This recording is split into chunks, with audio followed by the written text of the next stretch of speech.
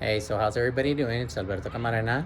I am in front of my school and I'm about to walk in here so I can show all of you, um, what we've been working on and how it applies to our class, Rethinking Leadership. Really, this inspiration came about 4 years ago, and it was not only myself, but a team of our teachers. We're thinking of what we can bring that's new to our school. So before I get into those details, I'm gonna walk you in through this space so that you can see what it is that we have done.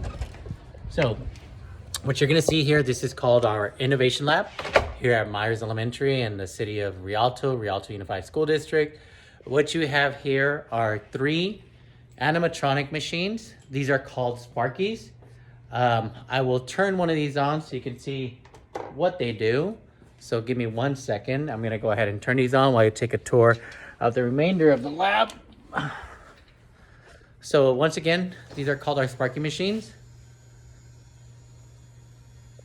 And the idea behind these are that our students are gonna be able to use these by coding and programming them.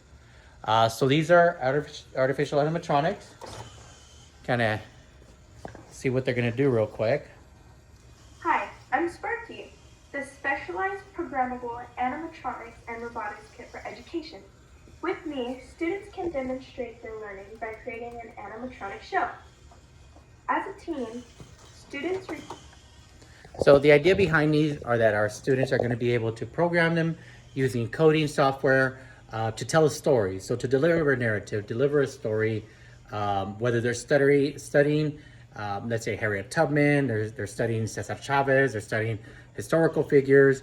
They're gonna be able to tell the story by programming, using their own voice, coding their movements, using stations like this airbrush station to paint facial details, using these stands to create their wardrobe, and they're gonna use these machines to be able to format or to create the wardrobes that are gonna go onto those animatronics. Second part of the lab also has some really cool tools for them. Has a wood cutting machine. Actually, this is an engraving machine. It can engrave wood, stainless steel, or actually fiberglass, thin sheet metal. This is a 3D printer. It can actually print in 4D. So we have 1, 2, 3, 4 of these located throughout the classroom.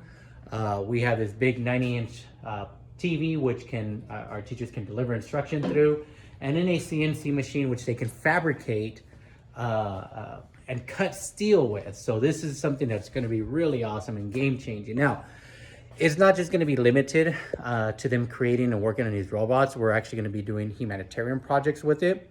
So once again, applying it to rethinking leadership. Like I mentioned, this was something that started 4 years ago. Our team and I, we wanted to bring something unique to our students and the population we serve. So we serve a very low socioeconomic population. 92% of our students here are receiving free and reduced lunches. We have about 32% who are English learners and 15% who are African American, and about, let's see, 36% who receive special services. So what we wanted to do with this, and then, like I said, it came about 4 years ago. We started a robotics club. We went to the nationals. Our team went to the nationals out in Chicago, and they placed. And so one of the things that happened afterwards was we participated in a luncheon where they acknowledged us and took pictures.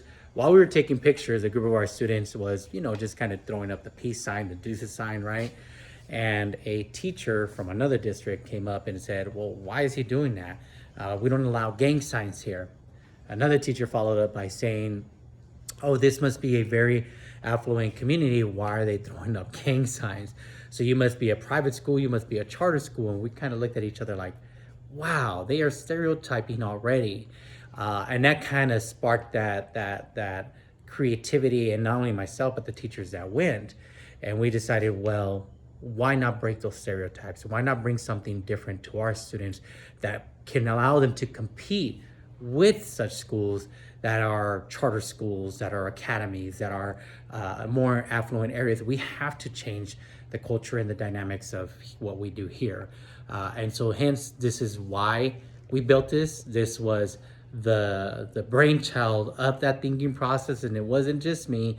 It was really bringing in our leadership team, our STEAM team of 6 teachers who really helped me in bringing this forth, in researching what we can do, in creating a curriculum, in creating the space for it. So I'm glad that I'm able to share this with you, and we'll get into more detail, what is the thought process behind this, and also how this is rethinking leadership, but also breaking those barriers that we have seen in books and in readings, such as the Hernandez, Paris, and other readings. So I'm glad that you were able to take this quick tour with me, and thank you very much.